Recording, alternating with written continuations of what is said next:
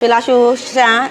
哈拉富婆喏，哈拉富香啥啥生意吧些，多用哈拉生意嘛，么系列美女里的，我哋家他比嘛养嘛的不喏。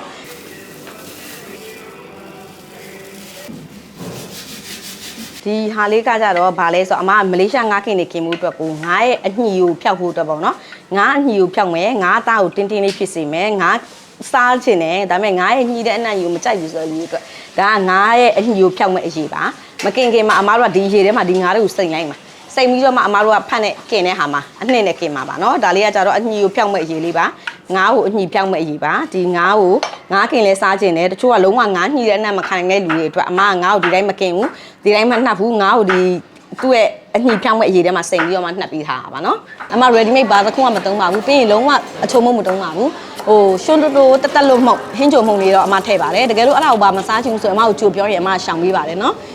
လေးရှာငါးခင်အတွက်ကိုအမချက်ထားတဲ့နဲ့ 100% ဟာလာเนาะဟာလာနဲ့ပတ်သက်တဲ့အရာတွေကြီးပဲအကုန်လုံးထည့်ပြီးတော့မှချက်ထားတာဖြစ်တဲ့အတွက်ကြောင့်မလို့ဟင်းချိုမှုတ်အချိုမှုတ်စောင်းစီတွေလည်းလုံးဝမပါတဲ့အတွက်ကြောင့်မလို့စိတ်ချလက်ချစားလို့ရပါတယ်เนาะအမကိုယ်တိုင်လုပ်ထားတဲ့အနှစ်တည်းကြီးပဲအမအကုန်လုံးကအမကိုယ်တိုင်ပဲလုပ်တယ်မာလာအနှစ်တည်းအစအကုန်လုံးအမကိုယ်တိုင်ပဲလုပ်တာအမ ready made မတုံးဘူးဝယ်မတုံးဘူးကိုယ်တိုင်ကိုယ့်အကုန်လုံးလုပ်ပြီးတော့အမကိုယ်တိုင်ပဲလုပ်ပြီးအမကိုယ်တိုင်ပဲချက်ပါတယ်အားလုံး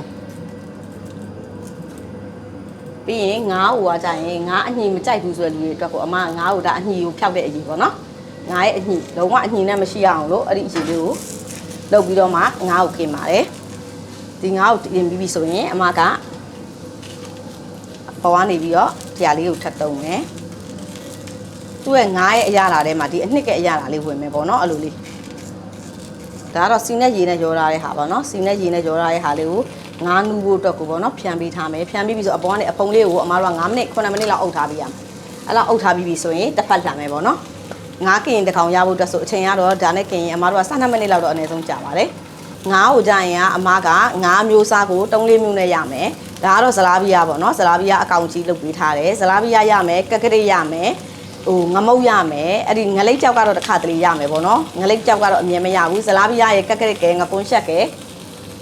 ငမုတ်ကဲအဲ့ဒီ၄မျိုးကတော့ပုံမှန်ရမယ်ရှင်ဒါလေးကကြတော့အမကိုရီးယားအမေခင်နော်ကိုရီးယားအမေခင်ကိုအမခင်ဘူးပေါ့နော်ဒါကိုရီးယားအမေခင်မှာဒီဥစားဒီကအမစီမှာဟင်းပွဲပိုးရှင်းလဲများမယ်တပွဲကို1000ပေါ့နော်ပြီးရင်တုံးထားတဲ့အသားအတွင်းမိုးကိုပါရှင်ခါမိုးကိုလည်းမဟုတ်ဘူးလိုင်းမိုးကိုလည်းမဟုတ်ဘူးအတွင်းမိုးကိုတုံးထားတဲ့အတွက်ကြောင့်မလို့ပါဇက်ထဲမှာစားလိုက်ရုံနဲ့တင်ပျော်ဣသွားစေမယ့်အရာမျိုးပေါ့နော်ဒါလေးကအတွင်းမိုးကိုလေးပါဒါလေးကကြတော့ကချင်မဲရခင်ကချင်မဲရခင်ဆိုတော့သူကကချင်ဆိုပြီးတော့နာမည်ခံထားတဲ့အတိုင်းသူစမှာကချင်ရဲ့အမွှေးနံ့တွေမာဂရန့်တို့ပြီးရင်ထည့်ရမယ့်အရွက်တွေပြီးရင်ဟိုဘယ်လိုပြောမလဲဟိုသူစမှာထည့်ရမယ့်ပါဝင်ပစ္စည်းအကုန်စုံပေါအောင်ထည့်ပေးထားတဲ့အတွက်ကြောင့်မလို့ तू ကကချင်မဲခင်မို့လို့ तू ကိုစားတဲ့အချိန်မှာကြာရင် तू ကထုံထုံဆက်ဆက်ကလေးနဲ့ချင်းချင်းထုံထုံဆက်ဆက်အရတာလေးရပါတယ် तू ကကချင်မဲခင်မှာဒါလေးကကိုရီးယားမဲခင်မှာတပွဲကို1000စီပါအမစီမှာပိုရှင်းနေရတော့ဒီဟာတပွဲစာစီပါဒါတပွဲကိုပါဒီလိုတပွဲစာကို1000ပါရှင်အမတို့ကဒါကတ်ဆိုင်ယွန်းတန်ပြားပေါ့နော်ကတ်ဆိုင်ယွန်းတန်ပြားအထူတံမတိလိုမျိုးဝိတ်အထူအလေးနဲ့အဲ့လိုတန်ပြားပေါ်မှာအကင်တွေကိုကင်ပါတယ်အဲ့လိုပေါ်မှာကင်ရခြင်းကြောင်းရင်ကအသားတွေကိုနူးရယ်စေပြီးရင်အသားတွေကိ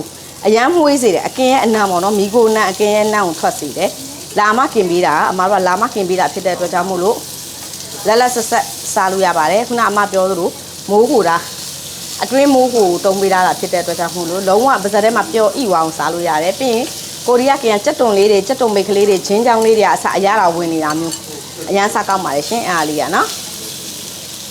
်အဲ့ကိုရီးယားမိတ်ကင်ကတော့အမဆိုင်မှာအယောင်ဝဆုံးမျိုးပဲအမရစီနဲ့အမနှက်ထားပါဝင်ပစ္စည်းတွေအစားပေါ့နော်ဆော့တေးစုံအကုန်လုံးကိုရစီနဲ့ကိုလှုပ်ထားမှာလို့နှမ်းစီနဲ့ကိုရီးယားအမေရိကန်ကနှမ်းစီနဲ့လေးပါနေမှမှုရပါတော့နော်နှမ်းစီလေးကိုအမတို့ကကင်တင်းတစ်ဝက်လောက်ကျက်တဲ့အနေထားလေးမှာနှမ်းစီလေးတုပ်ပေးပါတယ်ဒါလေးကအခုဆိုရင်9ခင်အချိန်ရောက်ပြီပေါ့နော်ဒီကျက်တဲ့အချိန်ရောက်ပြီဆိုတော့သူ့ရဲ့အတွင်းသားလေးတွေကြက်မကြက်တခါလေးလှန်ပြီးတော့အမတို့စစ်လိုက်လို့ရပါပြီဒီမှာသူက juicy ဖြစ်နေပြီအသားလေးတွေကစအရည်လေးတွေကစိမ့်ထွက်နေပြီဆိုတဲ့အတွက်ကြောင့်မို့လို့ juicy ဖြစ်သွားပြီအဲ့ဒီအတွက်ကြောင့်မို့လို့အမတို့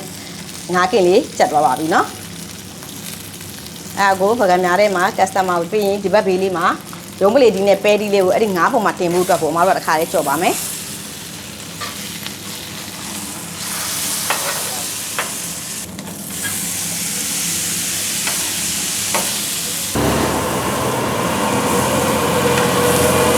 ဒါလေးကပင်လယ်စာပေါ့နော်ပင်လယ်စာကြရင်အမားတို့က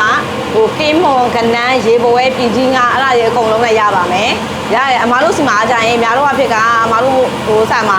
ကနန်းတွေဘာတွေကမစားကြတဲ့လူတွေရှိတော့လေပစုံကြီးပဲလိုချင်လဲရတယ်အဲ့လိုမျိုးကနန်းနဲ့ရေပွဲနဲ့ပင်လဲစားအစုံလိုချင်တာမျိုးဆိုလဲရပါတယ်ရှင်အခုဆိုရပါပြီ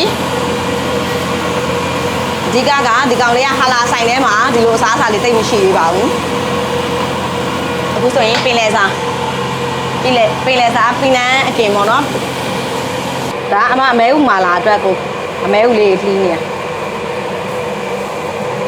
ဒါလေးတွေကဟာလာထဲမှာဆိုနေရှားတယ်ပေါ့နော်အဲ့အမဲဥမာလာပြီးရင်အမစီမှာရန်ဖန်ရန်ခါဆိုတို့ရတဲ့မီနူနာတစ်ခုကကြတော့အမတို့ဟိုအမဲနံပေါင်းစာအမဲတရေပွားအဲ့ဒီကောင်ကိုလည်းအဲ့ဒီမာလာအနေနဲ့ရပါတယ်ရှင်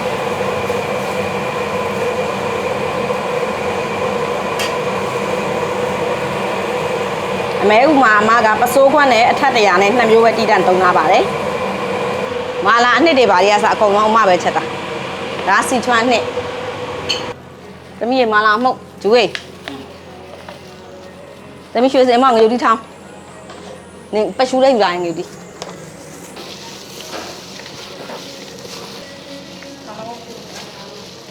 ဒါအမဲဥဂျူမြင့်မာလာလေးပါဒါလေးအကုန်လုံးအမကိုယ်တိုင်လုပ်ထားတဲ့ဟာလေးပဲပေါ့နော်စီချက်ကိုကြရင်အမတို့ကဒီဖားကိုခေါက်ချက်စီများရင်စားမကောင်းလို့အဖက်လောက်ပဲထည့်သူကအဓိကတော့ဖားချောင်းစီချက်အမဲသားနဲ့အမဲဥပဲအညူထိမ့်မိဖို့အဓိကတော့ဒီဖားချောင်းစီ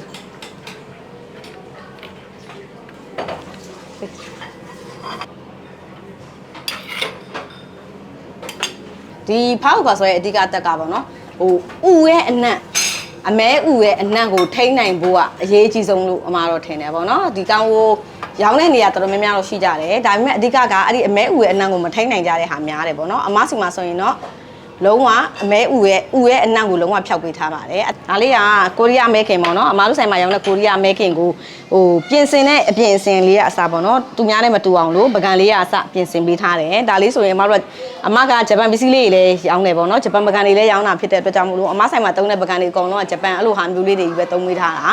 သုံးပေးတာပကံအဲ့လိုမျိုးအလှလေးတွေပေါ့နော်ဒါမျိုးလေးတွေတော်ရုံဆိုမှမရှိအစားတောက်တစ်ခုကလေအစားကောင်းတောက်ကောင်းစားမယ်ဆိုရင်အဓိကလေပကံကသူ့ဟာနဲ့သူအဝင်ခွင်ကြဖြစ်ဖို့လည်းအရေးကြီးသလိုလေသူ့ဟာလေးနဲ့သူဟိုဘယ်လိုပြောမလဲ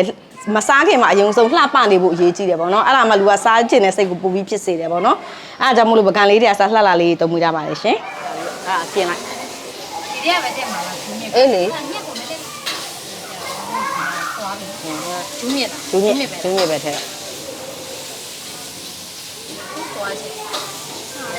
ချက်တော့ဂျူးမြင့်နဲ့ရှမ်းခေါက်ဆွဲနှစ်ရမှရတယ်ပြင်စင်လုံးလို့လွယ်ရှာလိုက်ဦးဒါလေးကကြတော့မာလာထမ်းပေါ့နော်အမစီမှာမာလာထမ်းဒီလိုမျိုးပွဲကြီးတပွဲကိုလူ3-4ယောက်လောက်စားလို့ရတဲ့ဟာတပွဲကိုမှ1000ခွဲပါရှင်သူကကြတော့မာလာရတာအပြင်းကြီးမကြိုက်ဘူးဆိုလူတွေအတွက်ကိုအဆင်ပြေအောင်လို့အမကမာလာရတာရော့ဝါနိုးနဲ့ချက်ပေးတာတဲ့ဟင်ပွဲမျိုးပေါ့နော်မာလာထမ်းပါရှင်နိုးနဲ့ချက်တဲ့ဟင်ပွဲလေးပါနော်အသားနဲ့အတီးရွက်အစုံပါပါတယ်ဒီလိုပွဲကြီးတပွဲကိုမှ1000ခွဲပါရှင်3-4ယောက်လောက်အနည်းဆုံးစားလို့ရပါတယ်နော်ဟိုအမဆိုင်လေးကိုလာမယ်ဆိုလို့ရှိရင်ကအမဆိုင်ကအမှတ်58အထက်ပန်ဆိုလန်းလန်းနဲ့မြန်မာကွန်မြူလမ်းတောင်မှာရှိတဲ့ဘဇား shopping mall ပေါ့နော်ဘဇား shopping mall ရဲ့ဝင်ပေါက်တက်တဲ့ကနေဝင်လာမယ်ဆိုရင်ဟိုးဘက်အနောက်ဆုံးမှာအမတို့ဆိုင်ရဲ့